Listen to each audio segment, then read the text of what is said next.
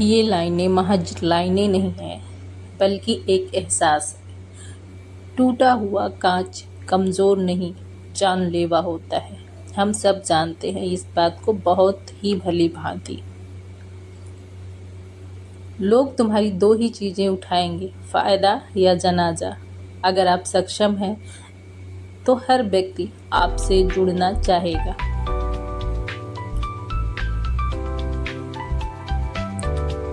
अंतिम यात्रा में शामिल होने के लिए लोग बहुत दूर दूर से चले आते हैं, लेकिन जीते जी सहारा देने के लिए लोग कोसों दूर भाग जाते हैं। कोई नहीं आता है।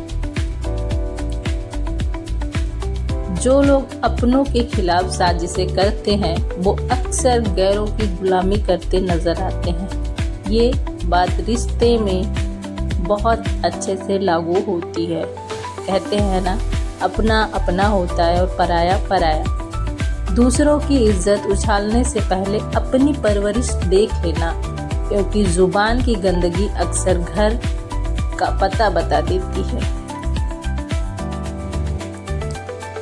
लोग कहते हैं दुनिया बदल गई, पर सच तो यह पत्ते अब भी हरे, सूरज अब भी जलता जाए ना, अब भी दिखाता है खून अब भी लाल है। बदला है तो सिर्फ इंसान और इल्जाम दुनिया पर है। वही ये सिर्फ इंसान ही कर सकता है। जो रिश्ते अचानक से आपके दुश्मन बन जाते हैं ना, वो कहीं ना कहीं बहुत पहले से आपसे नफरत कर रहे होते हैं। बस आपको पता इसलिए देर से चलता है क्योंकि वो किरदार अच्छा निभा लेते हैं। एक जापानी कहावत है, अगर तुम गलत ट्रेन पर चढ़ गए हो तो जितनी जल्दी हो सके अगले स्टेशन पर उतर जाओ। जितना देर करोगे वापसी उतनी ही महंगी पड़ेगी। हारना तब आवश्यक हो जाता है जब लड़ाई अपनों से हो, और जीतना तब आवश्यक हो जाता है जब लड़ाई अपने आप से हो। मंजिलें मिले ये तो मुकद्दर की बात, हम कोशिश ही ना करें ये तो गलत बात है ना। लोगों को इस बात से कोई मतलब नहीं कि आप खुश हो या नहीं, उन्हें फ़र्क इस बात से पड़ता है कि आप उन्हें खुश रखते हैं या नहीं रखते हैं। घर का मुखिया बनना आसान नहीं, उसकी हालत टीन के उस सेट जैसी होती है जो बारिश, तूफान, ओला वृष्टि सब झेलता है, लेकिन उसके नीचे रहने वाले अक्सर कहते हैं कि ये आवाज़ बहुत करता है और गर्म भी जल्दी हो जाता है।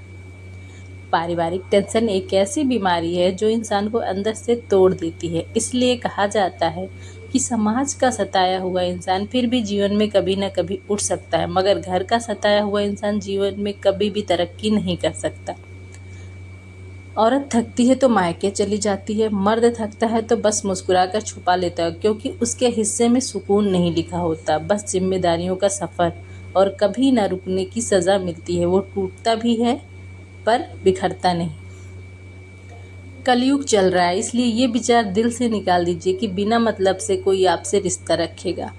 अपने पास ऐसा ज़रूर कुछ बचा कर रखिए कि लोग उसे पाने के लिए आपसे जुड़े रहें। अपनी तकदीर से मिलते हैं, अमीरी और गरीबी से उसका कोई लेना देना नहीं होता। रोने वाले महलों में भी होते हैं और जिनकी तकदीर में खुशियाँ होती है वो झोपड़ी में भी हंसते हैं। क्या खूब लिखा है। सोचने वाली बात है ना, जब हम शराब पीकर मंदिर, मस्जिद, गुरुद्वारा या चर्च नहीं जाते हैं तो घर कैसे जाते हो, जहाँ आपके जन्म देने वाली माँ रहती है, प्यार करने वाली बहन रहती है, सम्मान देने वाली पत्नी रहती है, साथ निभाने वाला भाई रहता है।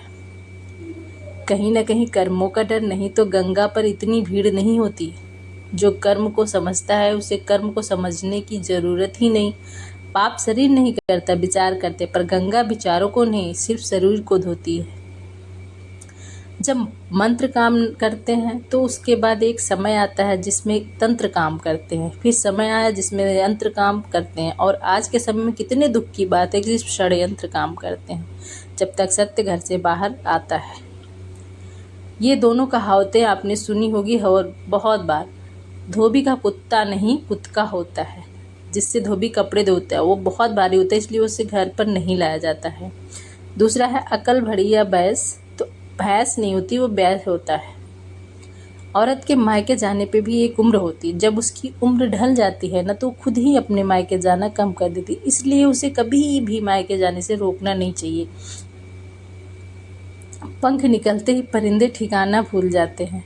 बाप की दौलत ज़्यादा हो तो बच्चे कमाना भूल जाते हैं। अगर पत्नी जरा सा कड़वा बोले तो पति घर आना भूल जाते हैं। जो लोग रिश्ते थोक में बनाते हैं मगर निभाना भूल जाते हैं।